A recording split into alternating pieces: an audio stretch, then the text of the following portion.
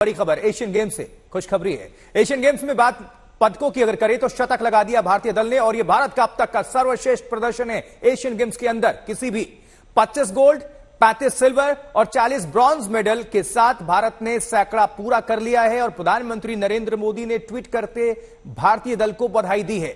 और सेंचुरी कैसे पूरी हुई यह भी अपने आप में महत्वपूर्ण। भारतीय महिला कबड्डी टीम ने गोल्ड मेडल जीतकर यह सेंचुरी पूरी करवाई है।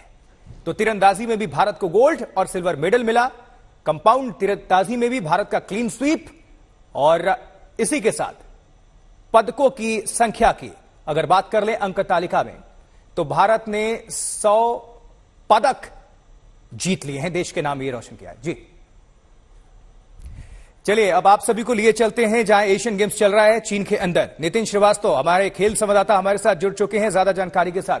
नितिन, ये आपके लिए, हमारे लिए और पूरे देशवासियों के लिए गौरव का पल है। भारत ने इतिहास रच दिया है एशियन गेम्स के अंदर। चूंकि आप वहां पर मौजूद हैं तो क्या अभी आपके साथ भी कोई शख्स मौजूद है, उनसे बातचीत कर लीजिए, तस्वीरें भी दिखा दीजिए और पूरी अपडेट जनता तक पहुंचाइए। जी बिल्कुल, ये एक ऐतिहासिक पल है जहां पर भारत ने चाइना की धरती पर आकर अपने खेलों के अंदर में 100 मेडल हासिल कर लिए। 100 मेडल आज तक कभी भारत ने किसी एशियन गेम्स में हासिल नहीं किए थे। 2006 जहां पर दोहा जब एशियन गेम्स हुए थे तो हमारे पास 13 मेडल आए थे, जिसमें 3 गोल्ड थे। उसके बाद जकार्ता की अगर बात की जाए तो वहां पर हमारे पास 16 गोल्ड मेडल आए थे, टोटल 70 मेडल थे। लेकिन यहां चाइना में आकर भारत ने सारे रिकॉर्ड्स को जो है तोड़ दिया है। हमारे पास अब टोटल 25 गोल्ड मेडल है और साथ ही साथ 100 हमारे पास मेडल है। यानी कि आप जो ट्रांजिशन आप देखिए कि किस तरीके से भारतीय टीम ने इंडियन कॉन्टिजेंट में साल दर साल अलग अलग खेलों में अपने नंबर्स को बढ़ाया है। यहां अगर आपने 100 मेडल हासिल कर लिए हैं, इसका मतलब यह है कि भारत के अंदर में अब वो स्पोर्टिंग कल्चर डेवलप हो चुका है जो सिर्फ अब खेलने नहीं जाते हैं, अपना प्रेजेंस दिखाने नहीं जाते हैं, अब वो जाते हैं मेडल हासिल करने। अब अगर हम किसी भी टूर्नामेंट में किसी भी इवेंट में पार्टिसिपेट करते हैं तो सामने वाले जो अपोनेंट टीम है उसको लगता है कि भारत यहां पर खेल रहा है, भारत का खिलाड़ी यहां पर मौजूद है,